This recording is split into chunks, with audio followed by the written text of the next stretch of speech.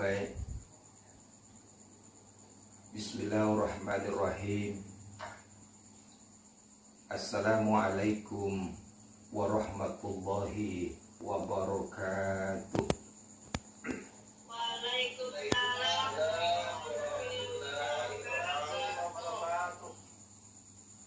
Alhamdulillah rabbil alamin.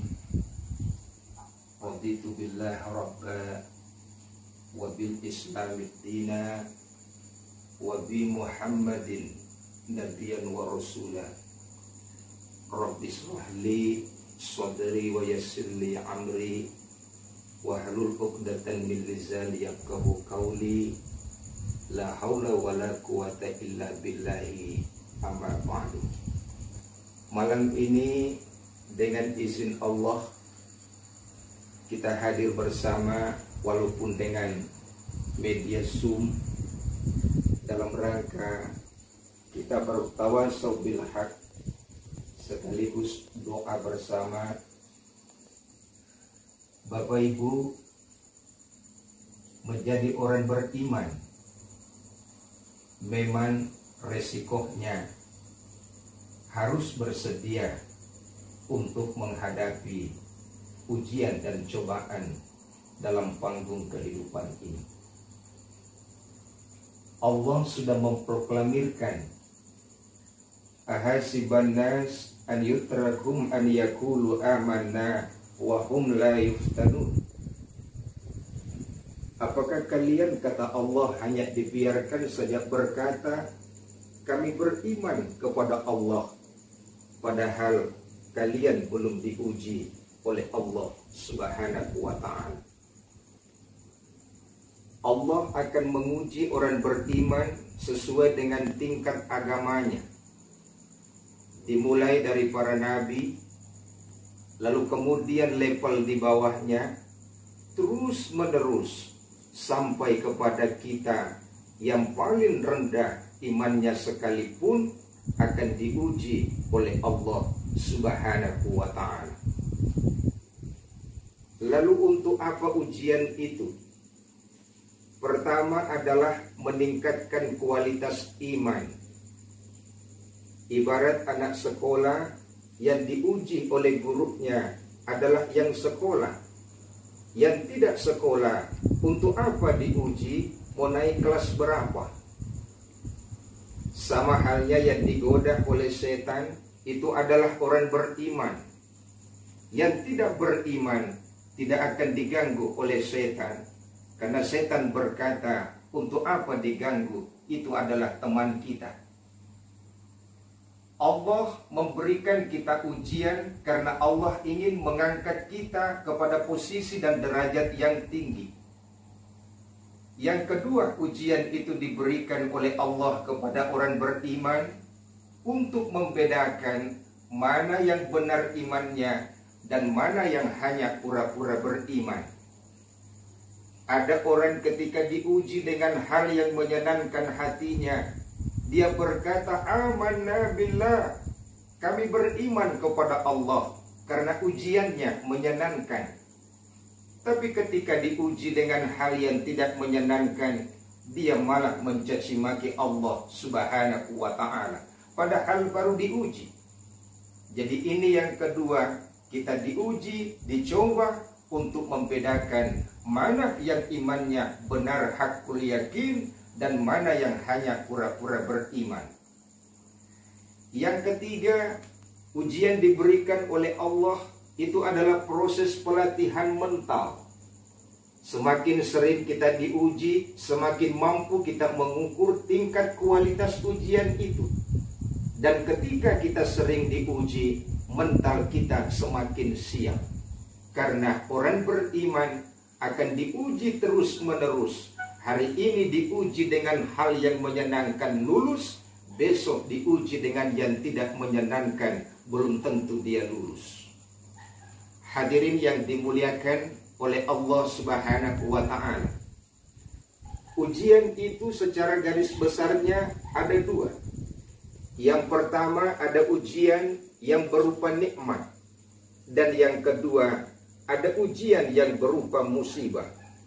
Ujian yang berupa nikmat ini yang menyenangkan hati. Harta misalnya, jabatan misalnya, pangkat umpama. Lalu bagaimana menghadapi ujian yang berupa nikmat ini yang biasa membuat kita lalai? Nabi Sulaiman memberikan kita gambaran, ini adalah ujian dari Tuhanku untuk menguji apa aku ingkar atau bersyukur kepada Allah Subhanahu wa ta'ala. Seperti inilah kita menghadapi ujian berupa nikmat. Yang kedua, ujian yang tidak menyenangkan, namanya musibah. Ayat yang dibaca tadi mengingatkan materi-materi ujian itu. وَلَنَبْلُوَنَّكُمْ بِشَيْءٍ مِنَ الْخَوْفِ وَالْجُوعِ وَنَقْصٍ مِنْ أَمْوَالٍ وَالْأَنْفُسِ وَالثَّمَرَاتِ. Aku akan uji kalian dengan sedikit rasa takut, dengan sedikit rasa lapar, dengan sedikit kekurangan harta, dengan sedikit kehilangan jiwa, dan dengan sedikit kekurangan buah dari cita-cita kita. Hadirin yang dimuliakan oleh Allah Subhanahu wa ta'ala, ujian yang diberikan oleh Allah kebanding dengan nikmat yang diberikan sungguh sangat kecil. Tapi kadang-kadang kenapa kita merasa berat menghadapi? Karena kesiapan mental kita belum ada. Kita sering hanya siap menghadapi ujian yang berupa nikmat karena menyenangkan. Allah memberikan kita ujian sesungguhnya sangat sedikit kebanding dengan nikmat yang telah disiapkan oleh Allah. Lalu kenapa kadang-kadang kita berat menghadapi ujian itu? Karena faktor kesiapan mental kita.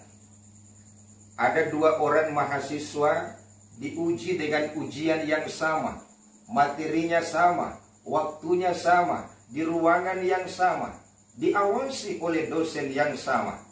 Begitu selesai ujian, dua-duanya ditanya. Yang satu ditanya, bagaimana ujiannya? Alhamdulillah, enak rasanya kita menghadapi ujian ini. Yang satu ditanya, bagaimana ujiannya? Kurang ajar itu dosen. Masa ujian seperti ini yang dia angkat untuk materi ujian? Yang satu merasa ringan, yang satu merasa berat menghadapi ujian. Kenapa? Karena faktor kesiapan mental.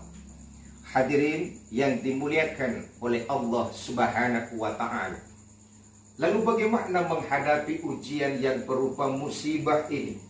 Ayat tadi mengajarkan hadapi dengan sabar, dan yang kedua adalah hadapi dengan sholat. Rasulullah ketika menghadapi berbagai persoalan, termasuk menghadapi penyakit, beliau banyak bersujud kepada Allah Subhanahu wa ta'ala, karena sujud adalah bagian dari penyembuhan. Hadirin yang dimuliakan oleh Allah Subhanahu wa ta'ala, bagaimana orang-orang yang sabar ini?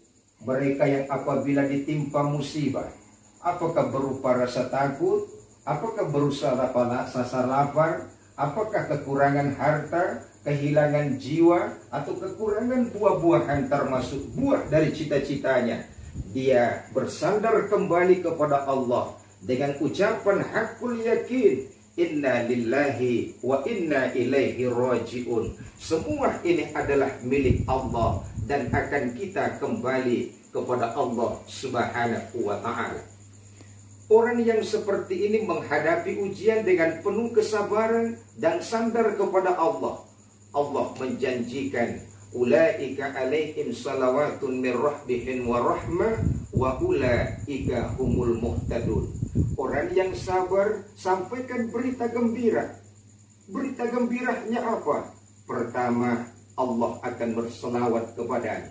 Kalau Allah yang berselawat, itu artinya ada ampunan dari Allah terhadap ujian yang dia hadapi. Yang kedua, Allah akan memberikan kasih sayang dan rahmatnya.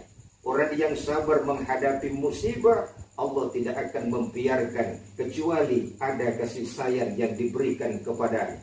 Dan yang ketiga, orang yang sabar menghadapi ujian itu, Allah menjanjikan ulaika humul muhtadun. Allah akan memberikan petunjuk hidayah, jalan keluar dari musibah-musibah yang dia hadapi.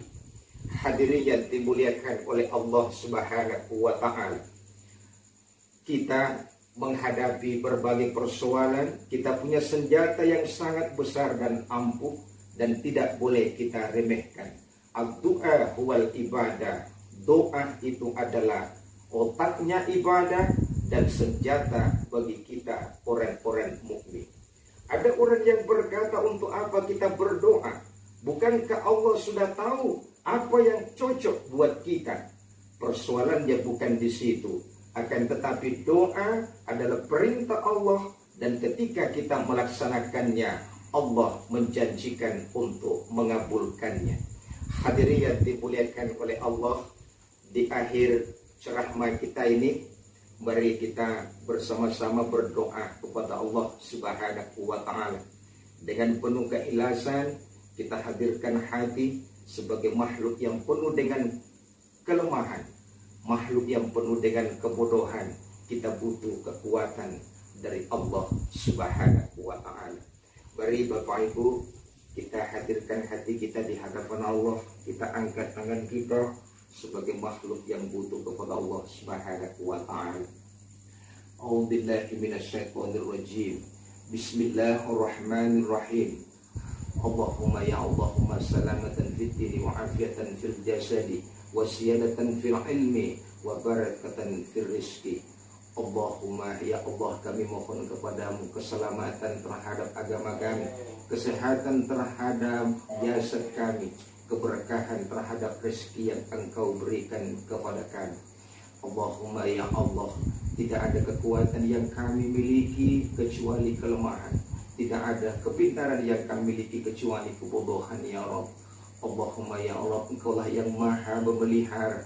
Jagalah kami dalam tidur kami dan istirahat kami, agar kami dapat kembali menyambut mentari pagi yang Engkau karuniakan kepada kami. Rabbana zalamna anfusana wa illam taghfir lana wa tarhamna lanakunanna minal khasirin. Ampuni kami ya Allah, ampuni kedua orang tua kami ya Allah, ampuni kami semua. Rabbana atina fid dunya hasanah wa fil akhirati hasanatan wa qina azabannar. Subhana rabbika rabbil izzati amma yasifun wa salamun alal mursalin walhamdulillahi rabbil alamin. Amin. Terima kasih atas perhatiannya, kehadirannya. Maafkan atas segala kekurangan. Jumpa lagi kita di lain kesempatan insyaallah. Billahi taufiq wal hidayah. Uzikum wa nafsi bitaqwallah. Wassalamualaikum warahmatullahi wabarakatuh.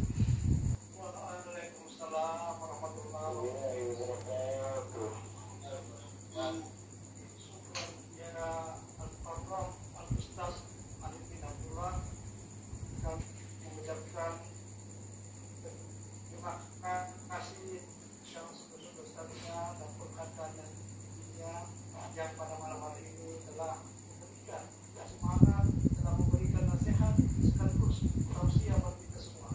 Sekali lagi terima kasih. Jazakumullah khairan katsiran Ustaz.